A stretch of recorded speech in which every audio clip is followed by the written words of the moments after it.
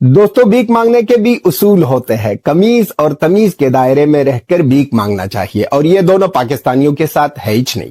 दोस्तों, जब से ये मूवी आई है धुरंधर, मैंने इसके ऊपर कोई बात नहीं की। और मैं बहुत सारी चीजें देख रहा था, लेकिन मैं बड़ा इस पे थोड़ी सी मुझे हैरानगी हुई कि एक तो इस मूवी ने 1100 करोड़ रुपया बनाया है 24 दिनों के अंदर। 1100 करोड़ पाकिस्तानी, आप समझ लें 2200 करोड़। भारतीय फिल्म धुरंधर के हवाले से प्रोपेगेंडा यस, अगर मैं इसका नाम सही से प्रोनाउंस कर सकूं। अच्छा जी, इसमें जो पाकिस्तानियों को बड़ा एतराज है, और क्यों एतराज है? एक तो हमारी कराची, हमारे लियारी से स्टोरी ली है, फिर उसको उन्होंने ट्विस्ट अपना दिया है। मतलब 2 अरब, 2.5 अरब, 3 अरब रुपए एक मूवी बना रही है। ये क्या है basically? It's an idea. Movie ने 1000 करोड़ से ऊपर का बिजनेस किया, और अब चाहिए कराची से लोग, कराची से बेकारी सामने आ रहे हैं और कह रहे हैं कि हमको चाहिए हिस्सा। अब पाकिस्तानी ये क्यों मूवी नहीं बना सकते? एक सवाल है ना, मतलब there is a question on this. 70% जो रेवेन्यू है सिनेमा इंडस्ट्री का वो इंडियन फिल्मों से है। रेटिंग्स आ रही है, आप खुद कह रहे हैं मजबूर हो गई है कि हमारी इंडस्ट्री तबाह हो रही है। आपका आर्गुमेंट है, मेरा नहीं। हमारी इंडस्ट्री हर्ट हो रही है उनकी वजह से। ये हमने भड़काया है, उसके बावजूद लोग देख रहे हैं, उसके बावजूद रेटिंग आ रही है, उसके बावजूद रेवेन्यू हो रहा है, उसके बावजूद आपको ये बंद करना पड़ रहा है क्योंकि लोगों की इंडस्ट्री हर्ट हो रही है। जो कि बड़ा उनका एक फेमस बीच में गाना जो है, वो अभी मैं एक वेडिंग में था अभी रिसेंटली, तो हर जगह एवरीवेयर। साथ ही साथ पाकिस्तान में भी लोग इस फिल्म को ढूंढ ढूंढ कर देख रहे हैं। और कल में एक न्यू ईयर पार्टी है, वैसे न्यू ईयर आने में भी टाइम है, लेकिन हमारे यहाँ पार्टीज पहले से शुरू हो जाती हैं। तो जी हाँ, एक डिनर पे गई थी, और वहां पर जैसे ही मैंने डिनर जिनके घर था उनके घर पे कदम रखा है, जो पहली आवाज मुझे सुनाई दी, जो म्यूजिक मेरे कानों में आया, वो धुरंधर मूवी के सॉन्ग्स थे। और लगातार वहां पे धुरंधर मूवीज के सॉन्ग जो हैं वो चलाए जा रहे थे। वो बॉलीवुड जो है, ठीक है ना जी, वो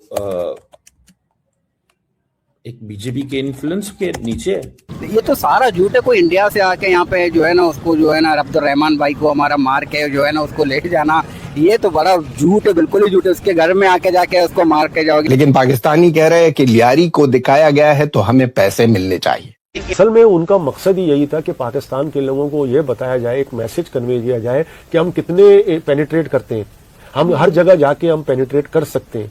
अच्छा, फिर उन्होंने बलूचिस्तान को भी टच किया है। नमस्कार दोस्तों, स्वागत है आपका फ्लैश लाइन पे। रिकॉर्ड्स की दीवारें ढह चुकी है। भारत का धुरंधर मूवी ने अब 1100 करोड़ का आंकड़ा पार कर बॉक्स ऑफिस पर तहलका मचा दिया है। जैसे जैसे फिल्म की कमाई के आंकड़े बढ़ रहे हैं, वैसे वैसे सरहद पार पाकिस्तान में मातम और बेचैनी का माहौल लहराता जा रहा है। वहां के न्यूज चैनल्स पर सिर्फ एक ही सवाल गूंज रहा है कि भारत की इस गगनचुंबी सफलता का मुकाबला आखिर वो कैसे करेंगे। यह 1100 करोड़ की दहार इस बात का प्रमाण है कि आज का भारत अपनी कहानियों से पूरी दुनिया पर राज करना जानता है। दुनिया के हर कोने में बज रहे इस भारतीय डंके ने विरोधियों को चुप करा दिया है। अब तो बस धुरंधर का ही जलवा है। इस पे देखिए कैसे पाकिस्तानी बौखलाए हुए हैं। देखिए, अगर हम लियारी गैंग वॉर की बात करते हैं तो बिल्कुल थी, लियारी गैंग वॉर का वजूद था तब। जी हेलो दोस्तों, मैं हूं कमर चीमा, उम्मीद है आप लोग ठीक होंगे। दोस्तों, जब से ये मूवी आई है धुरंधर, मैंने इसके ऊपर कोई बात नहीं की, और मैं बहुत सारी चीजें देख रहा था, लेकिन मैं बड़ा इस पे थोड़ी सी मुझे हैरानगी हुई कि एक तो इस मूवी ने 1100 करोड़ रुपया बनाया है 24 दिनों के अंदर। 1100 करोड़ पाकिस्तानी, आप समझ लें 2200 करोड़। मतलब 2 अरब, 2.5 अरब, 3 अरब रुपए एक मूवी बना रही है। ये क्या है basically? It's an idea. 21st century is about ideas. It's about innovation. जिनके पास आइडियाज होंगे, जो इनोवेट करेंगे, वो तरक्की करेंगे। अब पाकिस्तानी ये क्यों मूवी नहीं बना सकते? एक सवाल है ना, मतलब there is a question on this. वो मूवी का प्लॉट क्या है, मैं उसके ऊपर बात नहीं करने जा रहा। वो मैं एक सेपरेट उसको वो मैं लेके जाता हूँ, ठीक है ना जी, कि ये कैसे एक जो मूवी जो है ये एक नैरेटिव मेकिंग का हिस्सा है, ठीक है जी। और 5 दिसंबर 2025 को ये रिलीज हुई। रणवीर सिंह, अक्षय खन्ना, जो कि बड़ा उनका एक फेमस बीच में गाना जो है, वो अभी मैं एक वेडिंग में था अभी रिसेंटली, तो हर जगह एवरीवेयर।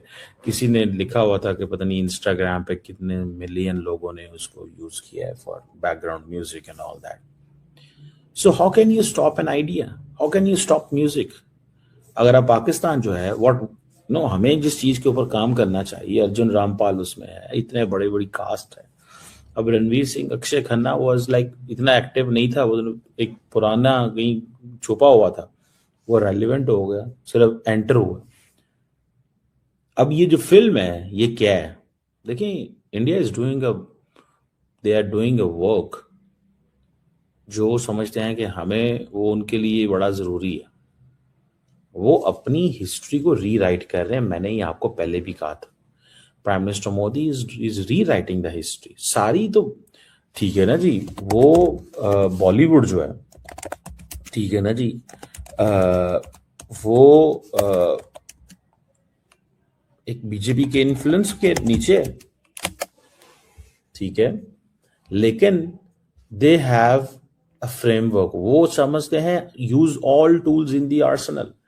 तमाम जो टूल्स हैं वो सारे इस्तेमाल करो टू मेक योर नैरेटिव। मिसाल के तौर पे ये जो फिल्म थी बनी है IC-81 जो कंधार हाईजैकिंग 99 में और 2001 में जो इंडियन पार्लियामेंट पे अटैक हुआ, ठीक है जी, और इंडिया की जो इंटेलिजेंस लीडरशिप है वो जनाब बड़ी फ्रस्ट्रेट हुई है। उन्होंने ऑपरेशन धुरंधर जो है वो शुरू किया। वो उन्होंने कहा जी कि हमने डिसमेंटल करना है टेरर नेटवर्क्स को कराची के लियारी अंडरवर्ल्ड के अंदर। अच्छा, अब लियारी क्या है कराची? अब Lyari Karachi has a history, समझ रहे हैं बात? और वहां पे रहमान डकैत की बात होती है। अब रहमान डकैत का पता है। अब कराची क्या था? अब जब ये मूवी आती है तो कराची इटसेल्फ इतना बड़ा मुल्क और शहर है, ठीक है ना जी, कराची इटसेल्फ इतना बड़ा शहर है, इतनी बड़ी चीज है कि कराची जो है वो समझ लें कि एक पूरा मुल्क ही मैं उसको कहूँगा कराची को। तो उन्होंने भी देखा होगा, उन्होंने कहा भाई ये तो हमारी शहर की कहानी है।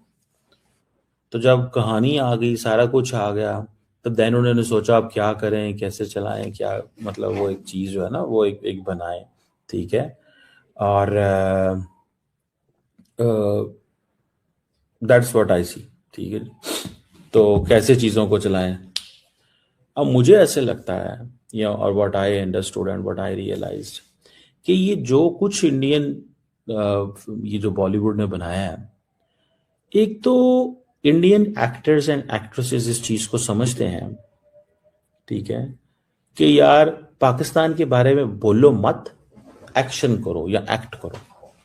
और ना ही, क्योंकि at the end of the day Indians Pakistan को भी तो मार्केट समझते हैं ना। क्योंकि मुझे रिसेंटली पता चला था ये मूवी 6 वो उसमें बैन हो गई, 6 उधर बैन हो गई थी मुल्कों के अंदर। आई डोंट नो उसकी क्या लॉजिक थी या क्या था, ठीक है। हुई भी या नहीं हुई मुझे, आई डिडंट फॉलो बिकॉज मैं रिसेंटली कुछ ये 1-2 हफ्ते से मैं I was busy with my family and all that, I didn't follow much कि ये क्या चीजें हो रही हैं इसके ऊपर। तो the point here which is interesting कि इस वक्त जीत है एक आइडिया की। अब रहमान डकैत के ऊपर पाकिस्तान में तो मूवी नहीं बनी, और अगर बनती तो शायद बेहतर होता। पाकिस्तान के अंदर यहां बन रहे हैं ड्रामाज या छोटी छोटी डॉक्यूमेंट्रीज बनती हैं, समझ रहे हैं बात को? यहाँ छोटी छोटी डॉक्यूमेंट्रीज बनती हैं और फिर आपने वो डॉक्यूमेंट्रीज बनानी होती हैं। अच्छा, उसमें यह है कि टीवी स्टेशन तो उस तरह नहीं करते। वो काम किसने करना होता है? वो काम फिर छोटे छोटे यूट्यूबर्स और छोटे छोटे production houses and all that ये करते हैं, ठीक है जी।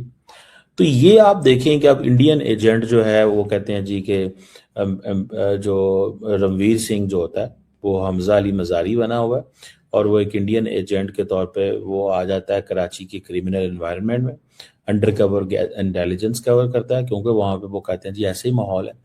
तो जो रहमान डकैत जो एक रियल वो एक है उसकी तरह बना होता है, और क्योंकि ये एक पॉपुलर नैरेटिव ऑलरेडी है, कराची के जो मीडिया हैं जो क्राइम स्टोरीज कवर करते हैं एंड ऑल दैट, वो खैर बहुत सारे वो कहते हैं कि ये उस तरह की स्टोरी नहीं है जिस तरह की होनी चाहिए। तो आपको इस तरह की स्टोरी से समझना पड़ता है, क्योंकि पता ही नहीं चल रहा सही स्टोरी कौन लेके आएगा। अब पाकिस्तान कहते हैं जी ये सही स्टोरी नहीं है, तो भाई अगर हम बना लेते तो आप ये कह सकते थे जो हमने बनाई थी वो और थी, इन्होंने बनाई।